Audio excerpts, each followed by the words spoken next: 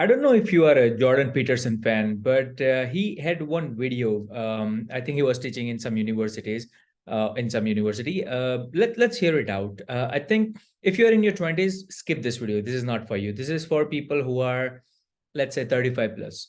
They still have a lot of time to achieve what they want to achieve. But the concept of being 1% or concept of being on the top of the mountain of whatever field they are in, I think it's a little ridiculous, or I don't think it's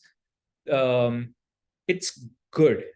What I mean by that is what we have to choose, what kind of life we have to live to reach at that 1%, just so you feel like you are in 1%, but then lose your time after 35 to 50, where you can actually do a lot of things in your life.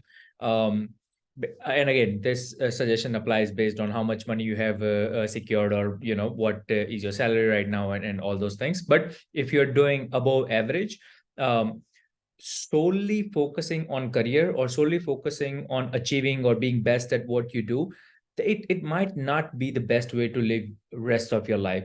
So be patient with me. Hear this. We'll listen to it together. If you concentrate solely on your career, you can get a long way in your career. And I would say that that's a strategy that a minority of men preferentially do. That's all they do. They work like 70, 80 hours a week.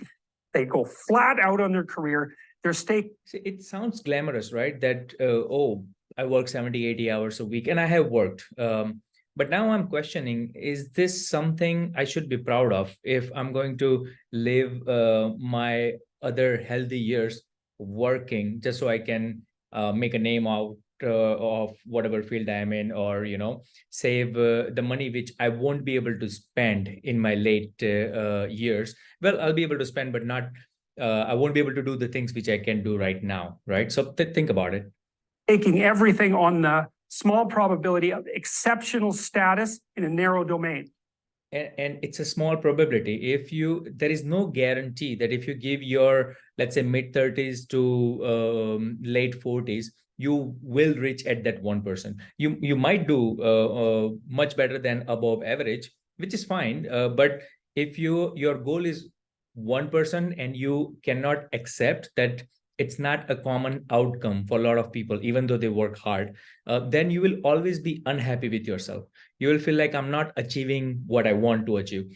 But at the same time, you're doing much better than 50, 60, 70% of the people. What I want you to focus or think about it is, are you looking your life from a lens of that 1% of you yourself, putting yourself in that 1%, and then you're looking at your life as if it's nothing, right? Or you are looking your life compared to what you used to be, and you feel good about yourself, you feel and not a fake good about yourself, you are actually growing, right? So if you are in your late 30s, early 40s, and if you are motivated, there is no guarantee that you will become that 1%. So don't make your life unhappy just to achieve that status, which doesn't really mean much in your day-to-day life. But it's hard on them. They don't have a life. It's very difficult for them to have a family. They don't know how to take any leisure activity. Like, they get very one-dimensional. Now, it may be that unidimensionality is the price you have to pay to be exceptional at one thing, right? Because if you're going to be something like a genius level mathematician, and you want to do that or a scientist, say, it's like you're in your lab all the time, you're working 70 hours a week or 80 hours a week, you're smart, you're dedicated, you're unidimensional, and that's how you get to beat all the other people who are doing that. It's the only way. But the problem is, you don't get a life. Now, if you love being a scientist and you have that kind of focus of mind. And that's what I want to emphasize as well. If you love what you do, then I think you're in a better shape than people who are just, making themselves suffer to be in that 1%. But if you really enjoy doing, even then, if you enjoy doing, make sure you are consciously making a decision that I am giving the best or remaining age of my life to achieve that status. And it's not like once you have that status, you will be able to live life very differently. You will have more money to do what you want to do, but you won't have enough time to do all those things which you could have done. So if you are above average in terms of income and status and stuff, think through it, that going for 1%, is it really what you want? And if you want it, more power to you. But if you don't, try to find things which you really enjoy.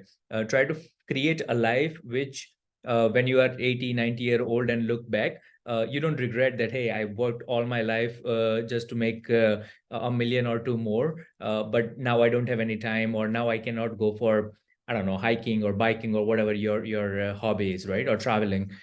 So try to find that balance. That's all I wanted to say. Thanks for watching.